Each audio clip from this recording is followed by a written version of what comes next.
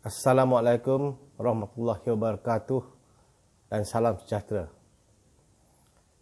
Seperti biasa, saya minta tuan-tuan semua untuk subscribe channel youtube.amran sebagai medan untuk saya mengutarakan pandangan saya, pendapat saya tentang apa yang sedang berlaku di negara kita pada hari ini.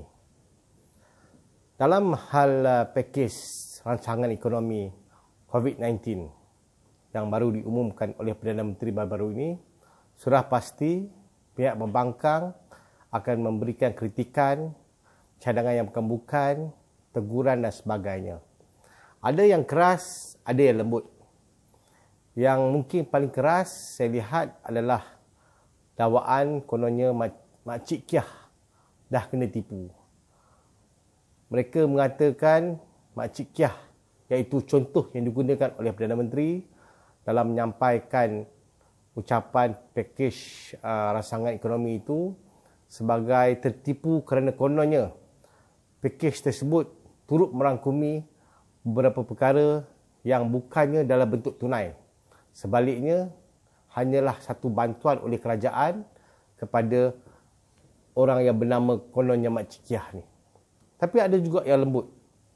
Agak terkejut saya untuk melihat teguran dan juga pandangan oleh tokoh-tokoh politik yang bukan baru, yang sangat lama, yang cukup berpengalaman seperti Datuk Seri Anwar Ibrahim dan juga Lim Kit Siang, yang sekadar menegur kerajaan untuk memastikan penagihan itu secara tepat dan tidak akan mengalami keterisan, dan juga mereka meminta pakej ini dibahaskan di Parlimen untuk kononnya ketulusan, untuk kononnya pemberian pendapat penambahbaikan dan sah dari segi undang-undang.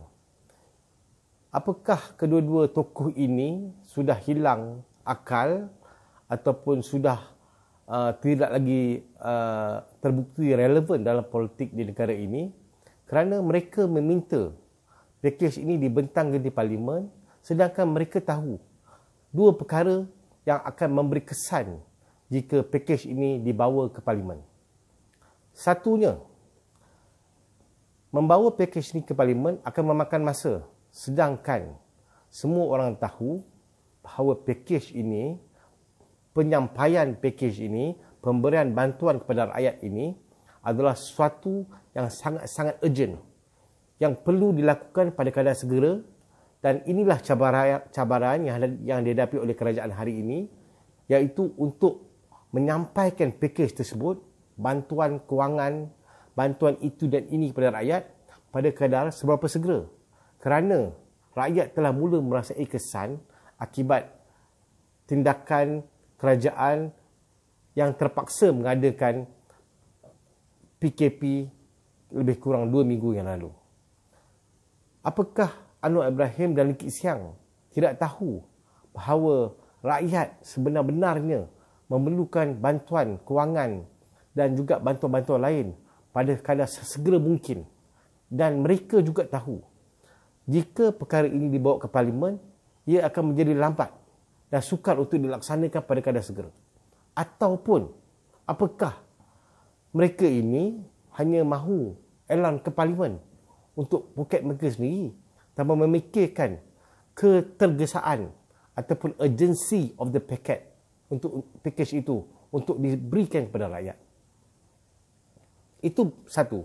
Kedua, apakah kedua-dua orang ini tidak tahu ataupun tidak yakin bahawa Perintah Kawalan Pergerakan ini juga terpakai untuk mana-mana individu ataupun secara berkumpul mahupun di Dewan Rakyat.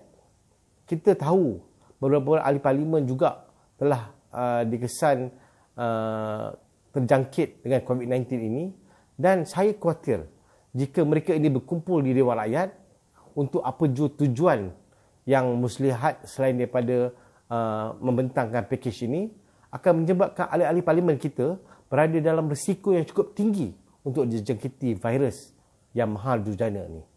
Ini yang saya rasa, apakah kedua-dua pemimpin ini mementingkan diri sendiri sehingga sanggup mengusulkan atau mencadangkan kepada kerajaan untuk membawa perkara ini ke Dewan Rakyat terlebih dahulu. Saya harap kerajaan abaikan saja cadangan kedua-dua pemimpin yang terdesak ini, dan tak lupa juga cadangan oleh Lim Kee Siang ini menandakan beliau belum mahu bersara. Sedangkan come on lah, kamu dah janji untuk bersara daripada politik jika Anwar tak jadi PM ke-8, tapi apa yang kamu buat hari ini menunjukkan seolah-olah kamu tidak mahu lagi untuk bersara. Dan kepada Anwar, kamu tidak lagi belajar daripada sejarah. Kamu berkawan dengan DAP tidak akan sesekali memberikan kamu peluang untuk menjadi Perdana Menteri di negara ini. Jadi kedua-dua pemimpin bernama Anwar dan juga Lim Kee Siang ini, saya harap kamu bantulah, kamu turunlah ke padang, sokonglah pakej rancangan ekonomi ini demi rakyat, bukan lagi demi untuk kepentingan politik kamu. Seterusnya, bagi saya pakej ini, pakej rancangan ekonomi COVID-19 yang dinamakan pakej prihatin ini adalah bukan satu pakej yang biasa-biasa. Satu pakej ekonomi, satu pakej bantuan kepada rakyat untuk membolehkan kehidupan ini diteruskan. Untuk membolehkan rakyat masih lagi ada kemampuan untuk menyediakan makan dan minum kepada keluarga. Satu pakej yang diperlukan oleh rakyat. Bukan sahaja untuk mereka meneruskan kehidupan, malah meneruskan kehidupan pada kadar yang agak selesa, tanpa memikirkan bebanan kena bayar rumah, kena bayar kereta, PTPTN, pinjaman peribadi dan sebagainya yang akan membebankan kerajaan di akhirnya. Kerana rakyat telah hilang kerja. Beberapa badan penyelidik dan juga badan-badan yang boleh dipercayai telah menganggarkan betapa jutaan pekerja akan kehilangan pekerjaan mereka, dan ini akan akhirnya menyebabkan ekonomi rakyat sekali lagi tergugat dengan begitu teruk lagi akibat COVID-19 ini. Pada masa yang sama, pakej rancangan ini bukanlah sesuatu perkara yang boleh dikritik ataupun dikutuk, dikecam dan sebagainya, kerana ini bukan lagi masa untuk kita mengira untung rugi, berapa pinjaman nak kena bayar, okey kalau tak bayar sekarang, nanti kena bayar juga dan sebagainya. No. Ini adalah satu pakej selain daripada bantuan tunai, ia juga membenarkan rakyat di negara ini, terutama golongan M40 dan B40, untuk meneruskan kehidupan tanpa terlalu berserabut berotaknya. Yalah, kalau kita dah tak ada gaji, kita dah tak ada pendapatan, tuan-tuan, mana mungkin kita mampu lagi untuk membayar pinjaman rumah ataupun sewa rumah? Mana mungkin kita masih lagi mahu membayar pinjaman kereta? Mana mungkin kita mahu lagi membayar PTPTN, pinjaman peribadi, apa jenis dulu yang kita buat sebelum ni? Kerana kita hanya mengutamakan pendapatan yang kita ada tu untuk memberi makan minum kepada anak-anak kita dan juga keluarga kita, ataupun menghantar wang ke kampung untuk mak bapak kita. Inilah satu pakej bagi saya yang membolehkan rakyat Malaysia untuk terus hidup. Bukan lagi satu pakej untuk mengayakan ataupun menyebabkan kita nak fikir macam kita ni kapitalis. Kepada pihak-pihak yang memikirkan tentang faedah atas faedah, pinjaman kewangan yang dilanjutkan, berapa interest kita nak kena, ini bukanlah masanya untuk kita berfikiran kapitalis.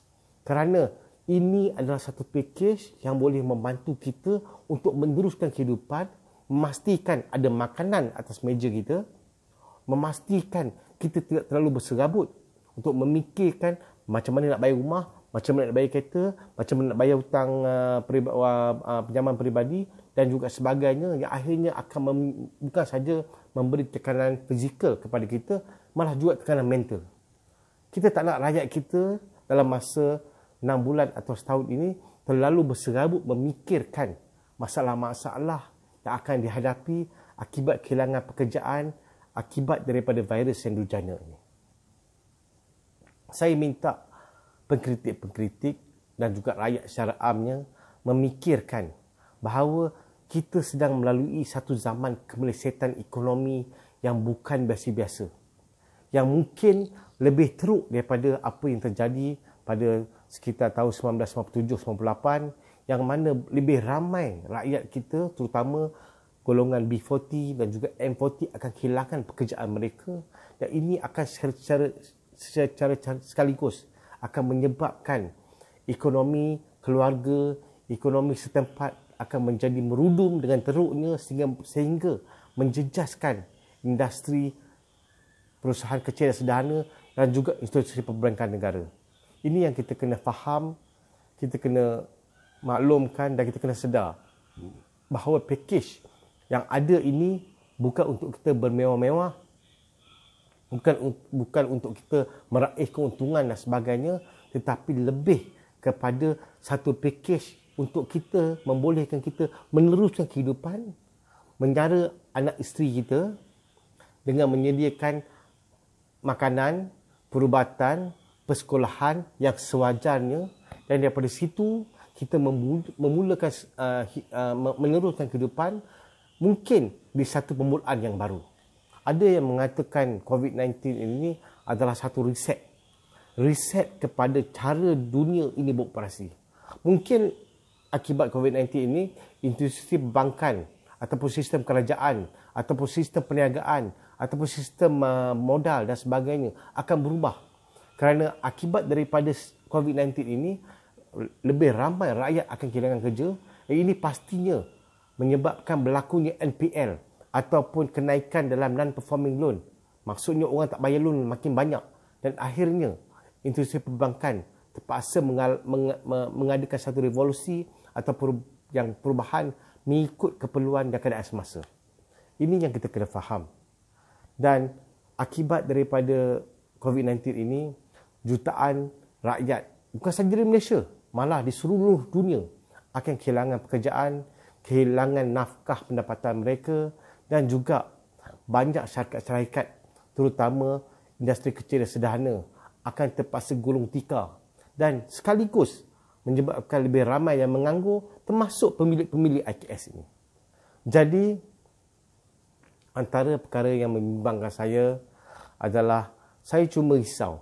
Walaupun saya cukup berterima kasih kepada kerajaan kerana melaksanakan pakej rangsangan ekonomi yang cukup baik ini berjumlah 250 bilion yang membantu rakyat meneruskan kehidupan, tetapi juga saya risau jika pakej ini terpaksa ditambah baik ataupun bantuan tunai, bantuan kewangan ini terpaksa diberikan dengan lebih banyak. Kerana kita tak tahu berapa lama kesan daripada virus COVID-19 ini akan melanda seluruh dunia. Kita tak tahu bilakah COVID-19 ini akan habis. Kita tak tahu bila orang boleh dapat kerja balik.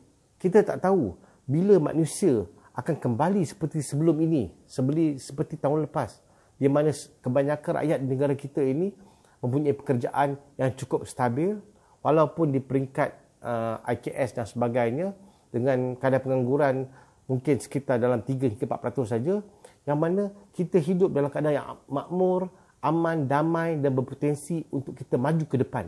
Tetapi akibat COVID-19 ini, kita seolah-olah ditarik ke belakang dan akhirnya kita terjerat dalam satu kehidupan yang seboleh-bolehnya kita mampu hidup, mampu makan, tidak terlalu berserabut. Itu dah cukup baik pada masa ini.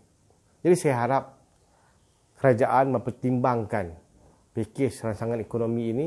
Kalau perlu ditambah baik. Kalau perlu dilanjutkan ataupun ditambah jumlahnya ataupun ditelanjutkan tempoh bantuan ini, adalah satu yang perkara yang sangat-sangat dialu-alukan dan dihargai oleh rakyat.